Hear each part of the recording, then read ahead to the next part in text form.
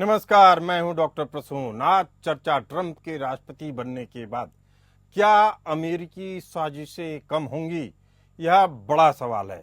America के अगले राष्ट्रपति के तौर पे डोनाल्ड ट्रंप चुन लिए गए हैं। वह आने वाले समय में अमेरिका के 47वें राष्ट्रपति होंगे। लेकिन सवाल फिर वही है कि क्या भारत के लिए अमेरिकी साजिशें अब कम होंगी? क्योंकि साउथ एशिया में डोनाल्ड ट्रंप की नीतियां भारत के क्षेत्रीय हितों को भी प्रभावित करती रही हैं। लेकिन ट्रंप और उनके करीबी समर्थकों के बयानों से साफ है कि अमेरिका और भारत के संबंध एक बार फिर उन ऊंचाइयों को छू सकते हैं जिसका दंभ ट्रंप भरते हैं। हालांकि इस राह में सबसे बड़ा रोड़ा अमेरिका के अंदर का डीप स्टेट है, जिसके बारे में माना जाता है कि वह अमेरिकी खुफिया एजेंसी CIA के अंतर्गत काम करता है। हालांकि अमेरिकी अरबपति एलन मस्क ने खुलेआम उन सभी लोगों को धिक्कारा है जो अमेरिका में रहते हुए भारत सरकार को कमजोर करने की कोशिश कर रहे हैं। आपको बता दें कि ट्रंप के कट्टर समर्थक और विख्यात कारोबारी एलन मस्क ने कहा है कि अगर चुनाव में ट्रंप हारते तो यह अमेरिका का आखिरी चुनाव होता, लोकतांत्रिक सिस्टम ही खत्म हो जाता। एलन मस्क ने आगे कहा कि उनका चुनावी अभियान पैक यानी मिड टर्म इलेक्शन यानी अगले संसदीय चुनाव की तैयारी में फिर से जुट गया है, आज ही से जुट गया है। अमेरिका में 2026 में मिड टर्म इलेक्शन होंगे, मस्क ने ऐसा कहा है। और उन्होंने कहा कि जॉर्ज सोरस जैसे लोगों ने जो नुकसान पहुंचाया है उसका मुकाबला करने के लिए हमें अभी से तैयारी करनी होगी। आपको बता दें कि जॉर्ज सोरस अमेरिकी अरबपति और भारत विरोधी गतिविधियों को प्रोत्साहित करने के लिए जाने जाते हैं। हालांकि भारत की अर्थव्यवस्था को और अडानी जैसे उद्योगपतियों को बर्बाद करने के लिए जॉर्ज सोरस काफी पैसे बर्बाद किए और उसके लिए बदनाम भी हुए। इसी तरह विकिपीडिया को भी वामपंथी प्रबंधन और भारत के प्रति नकारात्मक सोच के लिए एलन मस्क ने विकिपीडिया के मास फंडिंग पर रोक लगाने की हिमायत की। विकिपीडिया को भी मस्क ने वामपंथी सोच वाली पत्रकारिता के लिए जमकर कोसा। आपको बता दें कि जॉर्ज सोरस अमेरिका के कमला हैरिस की डेमोक्रेटिक पार्टी को फंडिंग करते हैं और अमेरिका के पूर्व राष्ट्रपति रह चुके डोनाल्ड ट्रंप को ठग कहा था, जिसके बारे में कहा जाता है कि सोरस का उपयोग CIA अपने गुप्त अभियानों को अंजाम देने के लिए लगातार करती रही है। हालांकि कमला हैरिस का दृष्टिकोण भारत के प्रति शुरू से नकारात्मक रहा। भारतवंशी होने के बावजूद कमला हैरिस उस नए मुल्ले की तरह रही जो दिखाने के लिए ज्यादा प्याज खाता हो। भारत से जुड़े ज्यादातर मामलों में कमला हैरिस या तो चुप रही या बोली भी तो वह ज्यादातर भारत के विरोध में ही दिखा। अमेरिका की उपराष्ट्रपति रहते हुए कमला हैरिस भारत के मुद्दों पर ज्यादा मुखर नहीं रही। प्रधानमंत्री नरेंद्र मोदी के दौरे के दौरान कमला हैरिस से उनकी जब मुलाकात हुई तब भी उनके साथ कोई बेहतरीन केमिस्ट्री नहीं दिखी, जबकि राष्ट्रपति जो बिडेन का प्रशासन कई घरेलू मुद्दों पर भारत के खिलाफ बयानबाजी भी करता दिखा। भारत में अल्पसंख्यकों और मानवाधिकारों को लेकर अमेरिकी मंत्रियों ने कई बार लोकतंत्र पर भी सवाल खड़े किए। सबसे अहम बात यह रही कि कमला हैरिस कश्मीर को लेकर विवादित बयान दे दी। साल 2019 में भारत ने जम्मू कश्मीर का विशेष दर्जा खत्म करने के लिए संविधान का आर्टिकल 370 निरस्त किया, तो कमला हैरिस ने कहा कि कश्मीरियों को हमें याद दिलाना होगा कि वे दुनिया में कतई अकेले नहीं हैं। अगर जरूरत पड़ी तो हमें दखल देना पड़ेगा। कमला हैरिस के जीतने पर एक समस्या यह भी होती कि उनके साथ उपराष्ट्रपति पद के उम्मीदवार टिम वॉल्ज हैं, जो चीन के प्रति नरम रुख रखते हैं। विदेशी मामलों की जानकार यह भी मानते हैं कि कमला हैरिस के मुकाबले ट्रंप भारत के अंदरूनी मामलों में कम दखलंदाजी करेंगे, क्योंकि बिडेन सरकार ने भ्रष्टाचार के आरोप में दिल्ली के मुख्यमंत्री अरविंद केजरीवाल की गिरफ्तारी पर भी टिप्पणी कर दी थी। बात ट्रंप की करें तो प्रधानमंत्री नरेंद्र मोदी का इंडिया फर्स्ट विजन और डोनाल्ड ट्रंप का अमेरिका फर्स्ट नीति काफी मिलते जुलते हैं, जिसमें दोनों नेता घरेलू विकास, आर्थिक राष्ट्रवाद और सीमाओं की सुरक्षा पर जोर देते हैं। ट्रंप के ताकत के जरिए शांति मंत्र के कारण अमेरिका आतंकवाद और उग्रवाद पर कड़ा रुख अपना सकता है, जो भारत के पक्ष में काम करेगा। ट्रंप ने अपने पिछले कार्यकाल में भी पाकिस्तान को दी जाने वाली सैन्य सहायता में कटौती कर दी थी। हालांकि डोनाल्ड ट्रंप के नेतृत्व वाला प्रशासन साफ तौर पर अमेरिका केंद्रित ट्रेड पॉलिसीज पर ही जोर देगा। साथ ही भारत पर व्यापार बाधाओं को कम करने और टैरिफ का सामना करने का दबाव डालेगा। ऐसे में भारत का आईटी, फार्मास्यूटिकल्स और टेक्सटाइल क्षेत्र का निर्यात बड़े स्तर पर प्रभावित हो सकता है। इसी साल सितंबर में ट्रंप ने आयात शुल्क मामले में भारत को एब्यूजर यानी दोहन करने वाले की संज्ञा दी थी। इसके बावजूद उन्होंने पीएम मोदी की तारीफ करते हुए उन्हें एक शानदार व्यक्ति बताया।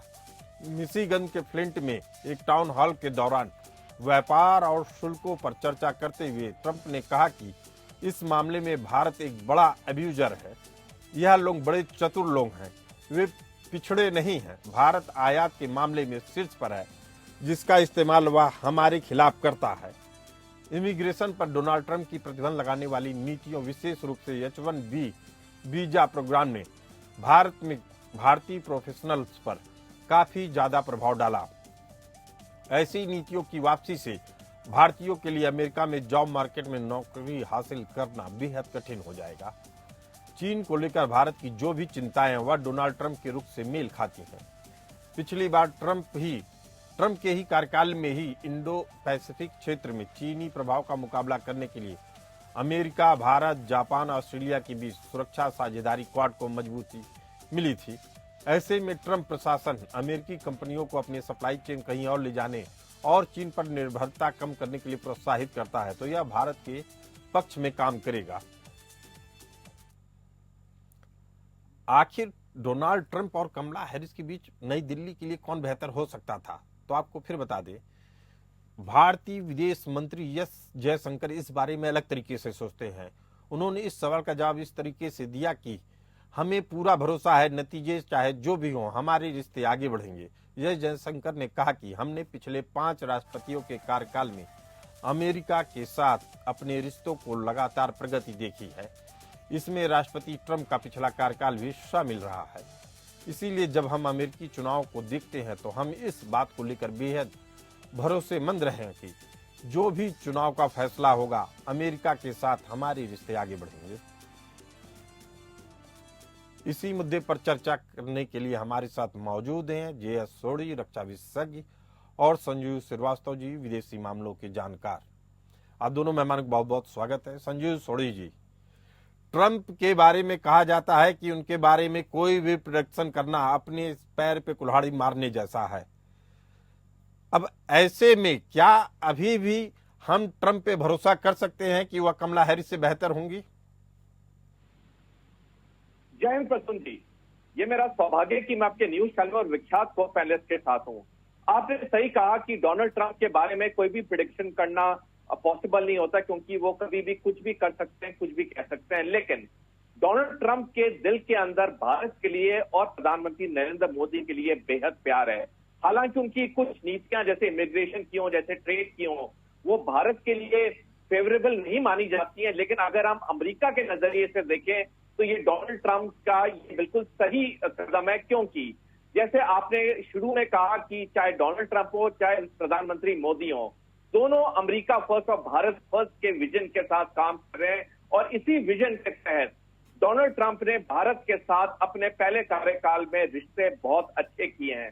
सबसे बड़ी चीज जो डोनाल्ड ट्रंप और प्रधानमंत्री मोदी के बीच हुई, जिससे कि भारत की सुरक्षा को एक बहुत बढ़ोतरी मिली, वो ये था कि डोनाल्ड ट्रंप ने क्वाड को एलिवेट किया, क्वाड को और बढ़ाया, और क्वाड को फाउंडेशनल एग्रीमेंट के तौर पे भी उन्होंने शुरुआत की, जिसके तहत इंटर ऑपरेबिलिटी यानी कि एक दूसरे लोगों की देशों की पूरी मदद के लिए ये क्वाड को और गहरा किया गया और अच्छा किया गया। तो अगर हम भारत के नजरिए से देखें, डोनाल्ड ट्रंप का दोबारा राष्ट्रपति चुनना भारत के लिए बहुत ही फायदेमंद होगा। जी, एक बड़ा सवाल ये उठ रहा है कि जिस तरीके से ट्रंप की बयानबाजी होती है, आप मोदी जी के साथ हैं लेकिन बता रहे हैं कि वह रिश्तों का दोहन करता है भारत। ऐसे में आप उनके ऊपर कितना भरोसा करेंगे? दूसरा, एक चीज ये भी देखने वाली होगी कि ट्रंप के इर्द गिर्द का जो दायरा है वह भारत समर्थकों का है। अगर उपराष्ट्रपति की बात करें, जेडी वेंस करके हैं, जिनको अब अमेरिका के अगले रूस उपराष्ट्रपति के तौर पे शपथ लेंगे, उनकी वाइफ भारतीय मूल की हैं, नाम उषा है। एलन मस्क, जिसका भाषण में 2-3 बार नाम लिया गया और ट्रंप ने उनका वो बेहद सराहा, वो भी भारत के पक्षधर हैं। उन्होंने साफ तौर पे कहा कि जॉर्ज सोरोस जैसे लोगों ने अमेरिका के साथ दूसरे देशों के रिश्ते बिगाड़े हैं, उसमें को सुधारने में काफी टाइम लगेगा। लेकिन अमेरिका के राष्ट्रपति जब ट्रंप थे, तब भी उन्होंने माना था कि जो डीप स्टेट है, अमेरिका के अंदर काम करता है, उस पे लगाम लगाना बेहद मुश्किल काम है। ऐसे में क्या डीप स्टेट की ही सलाह पे काम करेंगे या उनके जो इर्द गिर्द अब नए ताने बाने बुने गए उसके जरिए काम करेंगे ट्रंप? जी प्रसून जी, देखिए, अपने पहले कार्यकाल में डोनाल्ड ट्रंप ने भारत के किसी भी अंदरूनी मामले में कोई बयानबाजी नहीं की थी। हमने उनके कार्यकाल के वक्त 5 अगस्त 2019 को धारा 370 जम्मू कश्मीर से हटाया, लेकिन डोनाल्ड ट्रंप ने एक भी बयान भारत के खिलाफ नहीं दिया। जहां तक डीप स्टेट की बात है, चाहे डोनाल्ड ट्रंप हो चाहे एलन मस्क हो, ये अच्छी तरह जानते हैं कि अमेरिका के डीप स्टेट के जो मंसूबे हैं वो भारत की तरफ ही क्या पूरी दुनिया के तरफ नापाक हैं। वो ऐसी हरकतें करना चाहते हैं जिससे दुनिया में अस्थिरता है और अशांति आए। तो डोनाल्ड ट्रंप अपने दूसरे कार्यकाल में इस डीप स्टेट को काफी लगाम में रखेंगे, क्योंकि उनके पास अब 2 चीजों का बहुत बड़ा फायदा है। पहला, उन्हें पहले कार्यकाल का पूरा अनुभव है। दूसरा, उन्होंने दोबारा चुनाव नहीं लड़ना है। तो इसलिए अब वो बेधड़क होके वो कार्रवाई करेंगे जिससे अमेरिका और भारत के रिश्ते भी मजबूत हो और अमेरिका खुद भी मजबूत होके दोबारा एक प्रॉपर सुपर पावर की तरह उभर सके, जो कि पिछले कुछ सालों में उसको मात मिली है। और जैसे आपने सही कहा, एलन मस्क का पूरा समर्थन है डोनाल्ड ट्रंप को। तो मेरे को लगता है कि अगले कार्यकाल में डोनाल्ड ट्रंप अमेरिका के डीप स्टेट को, जिनके मंसूबे भारत की तरफ नापाक हैं, उसको काफी लगाम देंगे। चलिए, ठीक है। संजीव श्रीवास्तव जी हमारे साथ मौजूद हैं, विदेशी मामलों के जानकार। संजीव जी, ट्रंप का बनना राष्ट्रपति भारत के लिए कितना उत्साह बढ़ाने वाला कदम होगा? जी देखिए प्रसून जी, डोनाल्ड ट्रंप का अमेरिका का फिर से राष्ट्रपति बनना भारत के लिए भी एक शुभ और अच्छा डेवलपमेंट है, और ये पूरे विश्व के लिए भी मैं कहूँगा कि एक अच्छा डेवलपमेंट है। और जहाँ तक मैं पहले विश्व के संदर्भ में बात करना चाहूँगा, वैदेशिक नीति जो अमेरिका की है उसके संदर्भ में बात करना चाहूँगा कि डोनाल्ड ट्रंप की जो आतंकवाद, अतिवाद, अलगाववाद से संबंधित उनका जो रुख रहा है वो बहुत ही सख्त रहा है। और उनके पिछले कार्यकाल के दौरान हमने देखा था कि इस्लामिक स्टेट की जो फिजिकल टेरिटरी रक्का और मोसुल में उन्होंने तबाह और बर्बाद कर दी थी। अबू बकर अल बगदादी नामक जो ISIS का जो सरगना था उसको उन्होंने ढेर कर दिया था। अफगानिस्तान के नंगरहार प्रोविंस में इस्लामिक स्टेट खुरासान के ऊपर उन्होंने बड़े हमले किए थे। पाकिस्तान को सारी आर्थिक मदद रोक दी थी। और जाहिर है कि जो आतंकवाद, अतिवाद, जैसा कि मैंने कहा कि उन मुद्दों पर डोनाल्ड ट्रंप की बहुत ही सख्त व्यूज हैं। और आज जिस तरीके से इजराइल आतंकवाद की एक बड़ी चुनौती उसने फेस की है, अभी भी वो फेस कर रहा है, ऐसे में और भारत भी ऐसी चुनौतियां फेस कर रहा है। भारत के विरुद्ध भी अनेक आतंकी साजिशें रची जा रही हैं विदेशों की धरती से। तो ऐसे सभी मुद्दों पर जो कि आतंकवादी, अलगाववादी, अतिवादी मुद्दे हैं, विषय हैं, उस पर डोनाल्ड ट्रंप का आना एक अच्छा डेवलपमेंट है और भारत को भी इससे मदद मिलेगी। इजराइल के प्रधानमंत्री बेंजामिन नेतन्याहू भी इससे बेहद खुश होंगे जो ये अमेरिका में डेवलपमेंट हुआ है। और जाहिर है कि जो आतंकवादी इससे भारी दबाव में होंगे, ईरान जैसा राष्ट्र इससे भारी दबाव में होगा। और डोनाल्ड ट्रंप लगातार जो है इस बात को भी उन्होंने कहा है कि वो जहां तक रशिया यूक्रेन के युद्ध का प्रश्न है तो उस युद्ध को समाप्त कराने की दिशा में वो बड़े कदम उठाएंगे। और जाहिर है कि अब वो जब सत्ता में काबिज होने जा रहे हैं फिर से, तो वो यूक्रेन और रशिया को बातचीत करने के लिए साथ में लाएंगे। और जाहिर है कि इस संदर्भ में भी हम कोई सकारात्मक सीज फायर से संबंधित डेवलपमेंट आने वाले समय में देख सकते हैं और एक शांति की तरफ ये युद्ध भी बढ़ेगा, तो एक सीज फायर की संभावना बढ़ेगी। मिडिल ईस्ट रीजन में भी आतंकी बहुत दबाव में होंगे, क्योंकि अब इजराइल में बेंजामिन नेतन्याहू और अमेरिका के व्हाइट हाउस में डोनाल्ड ट्रंप जैसा एक डेडली जो लीडरशिप का जो कॉम्बिनेशन है वो इन आतंकियों को भयाक्रांत करके रखेगा। और ये जो आतंकी और उसके पीछे जो बैठा हुआ जो उसका जो स्टेट स्पॉन्सर करने वाला ईरान है, वो सब भारी दबाव में होंगे और उनको भी अब ऐसा लगेगा कि बेहतर अच्छा यही होगा इन दोनों बेहद सख्त और बहुत ही कठोर रुख रखने वाले नेताओं से डील करने से अच्छा है कि उनसे लड़ाई लड़ने से अच्छा है कि वो कोई सीज फायर की डील कर ले, बंधकों को रिहाई वगैरह कर दें। तो ये जो इस तरीके की संभावनाएं भी बनेंगी। तो मेरा ऐसा मानना है कि आतंकवाद, अतिवाद के संदर्भ में विश्व के लिए बहुत अच्छा और शुभ ये घटनाक्रम हुआ है। इस्लामिक जो रेडिकलाइजेशन, रेडिकल इस्लामिक टेररिज्म के ऊपर राष्ट्रपति ट्रंप का जो रुख रहता है वो बहुत ही सख्त रहता है और मेरा मानना है कि एक बहुत बड़ी चुनौती पूरी मानवता के समक्ष ये है और इसको डील करने में बहुत मदद मिलेगी। दूसरा जो आपने प्रश्न पूछा है भारत के संदर्भ में, देखिए प्रसून जी, भारत और अमेरिका के संबंधों का जो आधार है वो बहुत ही गहरा है, मजबूत है। साझा लोकतांत्रिक मूल्यों, साझा हितों, साझा अवसरों, साझा चुनौतियों के ऊपर आधारित ये संबंध है। और अमेरिका में चाहे कोई भी राष्ट्रपति क्यों न बनता, भारत और अमेरिका के संबंध लगातार प्रगाढ़ और गहरे होते। कमला हैरिस भी अगर वो चुनाव जीतती तो वो भी इन संबंधों को आगे बढ़ाती। वो सभी राष्ट्रपतियों ने ऐसा किया है, चाहे वो रिपब्लिकन रहे हो चाहे डेमोक्रेट रहे हो। कमला हैरिस बीच बीच में लगातार ऐसे बयानबाजी किए। 4 साल में उनका दौरा भारत के लिए क्या रहा सबके सामने है। कश्मीर पे उनका क्या रुख रहा ये भी सामने हमारी रिपोर्ट में भी बताया गया। जो उनके साथ उपराष्ट्रपति पद के उम्मीदवार थे टिम वॉल्ज, उनका भी रुख चीन के प्रति सॉफ्ट रहा, ये सबको मालूम है। लेकिन अब अगर ट्रंप की बात की जाए तो उनके जो उपराष्ट्रपति के उम्मीदवार थे और जो जीते हैं उपराष्ट्रपति अगले होंगे, जेडी वेंस, उनकी पत्नी भारतीय मूल की हैं, उषा नाम है उनका। उनके इर्द गिर्द एलन मस्क का बड़ा प्रभाव है, बार बार ट्रंप उनका नाम लेते हैं। ये सभी लोग जॉर्ज सोरोस के अगेंस्ट में है, जो भारत के खिलाफ मुहिम चलाता है, भारत की ऐसी संस्थाओं को पैसा देता है जो सरकार को अस्थिर करते हैं। अमेरिका का एक मीडिया है watch dog media research centre, उसकी माने तो सोरस ने 180 से अधिक मीडिया ऑर्गेनाइजेशन को स्पॉन्सर करके रखा है। अमेरिका में 30 से अधिक मीडिया आउटलेट्स में उसका इन्वेस्टमेंट है। New York times, Washington post, AP, CNN, ABC ऐसे चैनल हैं या न्यूज़पेपर हैं जिसमें इसका इन्वेस्टमेंट है। और कहीं ना कहीं अमेरिकी सरकार का जो नीतियां तय होती है इन सब का प्रभाव होता है अखबारों का। और भारत की भी बात की जाए तो रिलायंस इंटरटेनमेंट में भी 3% हिस्सेदारी जॉर्ज सोरोस ने ली थी। इससे पहले सन टीवी में भी 0.5% की हिस्सेदारी ली थी जॉर्ज सोरोस ने। यानी जॉर्ज सोरोस का जो शिकंजा था वो लगातार भारत पे कस रहा था और अमेरिका पे भी कस रहा था। हालांकि ट्रंप ने अपनी स्पीच में पूरी तरीके से मीडिया को नकारा है, उसके प्रभाव को भी नकारा है। लेकिन क्या यह प्रभाव अब पूरी तरीके से ट्रंप खत्म कर पाएंगे जॉर्ज सोरोस का या नहीं? संजू जी, ये बड़ा अच्छा आपने सवाल किया है। और देखिए जो जॉर्ज सोरोस और उनके द्वारा जो, और वो जाहिर है कि वो लेफ्ट लिबरल जो इस्लामिक कबाल है उसके वो अहम जो किरदार हैं।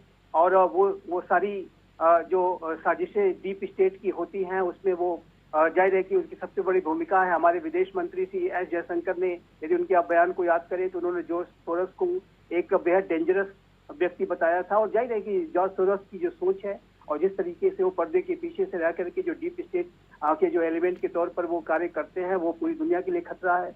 मेरा मानना है कि डोनाल्ड ट्रंप का अमेरिका की सत्ता में फिर से काबिज होना, जो ये लेफ्ट लिबरल इस्लामिक जो कबाल है, जो डीप स्टेट वो अमेरिका का है, जो कि जाहिर है कि जो राष्ट्रवादी शक्तियों के विरुद्ध खड़ा होता है, एलन मस्क के खिलाफ है, डोनाल्ड ट्रंप के ऊपर कई हमले हुए और जिसमें कि वो बाल भी बचे। तो ये सारा जो कृत्य जो अमेरिका के अंदर दिखा हाल के समय में, भारत के खिलाफ भी ये, जैसा कि आपने बताया कि जॉर्ज सोरोस ने बड़ी साजिशें की ताकि प्राइम मिनिस्टर मोदी की को सत्ता से बाहर किया जा सके इत्यादि। ये अपने प्रभाव को क्या ट्रंप अपने कार्यकाल, इस कार्यकाल में जॉर्ज सोरोस जैसे व्यक्तियों का या विकिपीडिया जैसे संस्थाओं को समेट पाएंगे या नहीं? बस सीधा सवाल है जी। देखिए लड़ाई जबरदस्त होगी और मैं स्पष्ट रूप से देखता हूं कि ये जो डीप स्टेट है वो बहुत ही शक्तिशाली उसमें जो एलिमेंट्स हैं और बेहद नकारात्मक है, बहुत ही साजिश उनकी रहती है। लेकिन उनके पास अनेकों जो छुपी हुई शक्तियां हैं जो उनके लिए काम करती हैं। तो ऐसे में जो डोनाल्ड ट्रंप हैं वो उनके खिलाफ सख्त रुख अपनाएंगे जहां तक आपने विजय की बात कही है, तो देखिए ये जो लड़ाई है बहुत ही लंबी है, और जैसा कि मैंने आपके चैनल में, आपके शोज में पहले भी कहा है कि जो डीप स्टेट की चुनौती है वो पूरी मानवता के समक्ष सबसे बड़ी, अगर मुझे आप अनुमति दें इसको कहने की, तो मैं मानता हूं कि ये सबसे बड़ी एक चुनौती के तौर पे है, और इसको डील करना किसी भी नेता के लिए, किसी भी सरकार के लिए बहुत ही जो है चुनौतीपूर्ण कार्य है। लेकिन जैसा कि डोनाल्ड ट्रंप अपने बयानों में कहते रहे हैं कि ड्रेनिंग द स्वैम्प, यानी कि वो अमेरिका के सिस्टम के अंदर जो कूड़ा कचरा है, जैसा कि आपने देखा कि वो कचरे की गाड़ी को ड्राइव करते हुए भी नजर आए, वो जो है कचरे की गाड़ी को ड्राइव करना सिर्फ आम लोगों से जुड़ने की बात नहीं थी, बल्कि उसके पीछे संकेत ये था कि वो जो ये डीप स्टेट का जो कूड़ा कचरा है उसको वो साफ करने की कोशिश करेंगे। बेहद और अहम बात कर रहे हैं संजीव जी आप, कि एक बड़ा संदेश दिया है। सोढ़ी साहब, भारत के बगल में एक ईसाई देश बसाने की कोशिश हो रही है। बांग्लादेश की पीएम शेख हसीना ने ये बात पहले ही बता दी थी। म्यांमार, बांग्लादेश और भारत के मिजोरम, मणिपुर के कुछ हिस्सों को लेकर, जिसमें ईसाई बहुल जनसंख्या है, उसको लेकर एक अलग ईसाई देश बनाने की बात कही थी शेख हसीना ने। लेकिन महज 2 दिन पहले ही जब मिजोरम के मुख्यमंत्री अमेरिका जाते हैं, तो वहां वह बयान देते हैं कि हम 3 सरकारों के बीच में फंसी जनता हैं, और अगर ईश्वर चाहेगा तो हमें अलग स्टेट मिल जाएगा, मतलब एक अलग देश मिल जाएगा। अब मिजोरम के मुख्यमंत्री अगर अमेरिका पहुंच के इस तरह की बयानबाजी करते हैं, तो क्या इसे नहीं माना जाएगा कि डीप स्टेट का रोल है और अमेरिका की शासन प्रशासन की सहमति है? सोढ़ी साहब। प्रसन्न जी, देखिए, किसी भी राज्य के मुख्यमंत्री का ऐसे बयान देना वाकई में बहुत ही, मैं कहूंगा, गहरी बात है, और इस पे केंद्रीय सरकार को कोई ना कोई कार्रवाई करनी चाहिए, क्योंकि जो भी ऐसे संवैधानिक पद पे होते हैं वो ऐसे बयान कैसे दे सकते हैं जो कि संविधान के खिलाफ हो। हम सारे जानते हैं कि भारत का एक एक इंच जमीन का भारत का एक अंदरूनी हिस्सा है, भारत का एक अटूट हिस्सा है, अटूट अंग है। तो कोई भी इंसान जो संवैधानिक पद पे बैठा हो ऐसे बयान कैसे दे सकता है? सोढ़ी साहब, 2 सवाल इससे उभरते हैं। क्या सीएम के ऊपर कड़ी कार्रवाई करनी चाहिए केंद्र सरकार को? दूसरा, क्या मिजोरम के सीएम कंप्रोमाइज हो गए वहां की सीआईए के जरिए? क्या ऐसा संदेश जा रहा है? प्रसून जी, जहां तक आपका पहला प्रश्न है, बिल्कुल, अगर मैं भी कोई संवैधानिक पद पे बैठूं और मैं कोई ऐसी बात करता हूं जो कि भारत के संविधान के खिलाफ है, मेरे पे भी कार्रवाई होनी चाहिए। तो चाहे वो बड़े से बड़े पद पे क्यों ना बैठा हो इंसान, अगर उसे संविधान के खिलाफ बात की है, उस पर कार्रवाई होनी चाहिए। दूसरी बात, अगर किसी राज्य का मुख्यमंत्री ऐसे बयान दे रहा है, तो मतलब ये तो साफ जाहिर है कि कुछ गड़बड़ है, और थोड़ी गड़बड़ नहीं है, बहुत बड़ी गड़बड़ है। प्रसून जी, मैंने 21 साल भारतीय सेना में सेवा की है। मैं कभी मरते दम तक नहीं सोच सकता कि मैं कोई ऐसी बात कहूं या सोचूं भी जो कि भारत और भारत के संविधान के खिलाफ हो। जब मैं एक सैनिक अफसर होते हुए कभी नहीं सोच सकता, तो एक ऊंचे पद पे बैठा हुआ इंसान कैसे सोच सकता है? इसमें मैं फिर कहूंगा केंद्रीय सरकार को इसको गंभीर तरीके से लेना चाहिए और कोई ना कोई कार्रवाई जरूर करनी चाहिए। तो क्या माना जाए कि ट्रंप के कार्यकाल में इस तरह के तत्वों पे लगाम लगाई जाएगी, या ट्रंप भी डीप स्टेट के प्रभाव में ऐसे लोगों को बढ़ावा देते रहेंगे? प्रसून जी, देखिए, डोनाल्ड ट्रंप के दूसरे कार्यकाल में इस डीप स्टेट पे काफी हद तक लगाम लगाई जाएगी। लेकिन जैसे संजीव श्रीवास्तव जी ने सही कहा कि पूरी तरह से मिटाना पॉसिबल नहीं होता है, क्योंकि ये जो डीप स्टेट है ये काफी अंदर तक घुस चुका है। लेकिन डोनाल्ड ट्रंप को काफी सफलता मिलेगी, क्योंकि उनकी जो सोच है वो है अमेरिका को दोबारा एक ताकतवर सुपर पावर बनाने की। उन्हें एलन मस्क जैसे लोगों का पूरा समर्थन है जो कि इस डीप स्टेट को के अगेंस्ट खुलेआम बोल रहे हैं। तो काफी हद तक लगाम लगेगी। अब जो भी राष्ट्रपति डोनाल्ड ट्रंप के बाद आएंगे वो उन पे निर्भर करेगा कि वो इस मुहिम को कितना आगे लेके जाते हैं। लेकिन हाँ, मैं ये जरूर मानूंगा कि अगले कार्यकाल में डोनाल्ड ट्रंप इस डीप स्टेट पे बहुत हद तक लगाम लगाएंगे। 30 सेकंड में संजीव श्रीवास्तव जी आपसे जानना चाहूंगा, क्या भारत को अपने पैरों पे खड़ा होने के लिए तमाम देशों से अलग अलग तरह से संबंध बनाने चाहिए, या अमेरिका पे 10% भी भरोसा करना चाहिए? देखिए, भारत आत्मनिर्भरता का जो मंत्र है वो सबसे महत्वपूर्ण है, और भारत को अपनी शक्ति को अपनी कम्प्रहेंसिव नेशनल पावर को लगातार विकसित करना होगा। और भारत जब ऐसा कम्प्रहेंसिव नेशनल पावर विकसित करने की प्रक्रिया में है, तो आप देख रहे हैं कि विश्व में भारत का सम्मान भी बढ़ रहा है। और भारत को वहां पर जाने की जरूरत नहीं है, राष्ट्र हमारे पास खुद कर चल करके आते हैं, हमसे संबंध स्थापित करना चाहते हैं।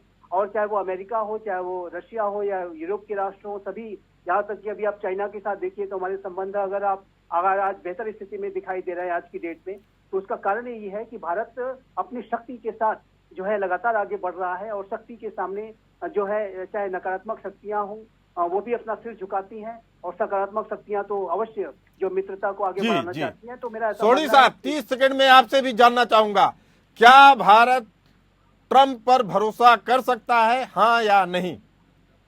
बिल्कुल, भारत डोनाल्ड पे भरोसा कर सकता है, क्योंकि डोनाल्ड ट्रंप के अंदर भारत और प्रधानमंत्री मोदी के लिए बहुत ज्यादा प्यार है। चलिए, इस चर्चा में फिलहाल इतना ही। आप दोनों ने अपनी राय हमारे दर्शकों के साथ साझा की, आपका बहुत बहुत धन्यवाद। फिलहाल इस चर्चा में इतना ही, हमें दीजिए इजाजत। चलते रहिए एपीएन न्यूज के साथ।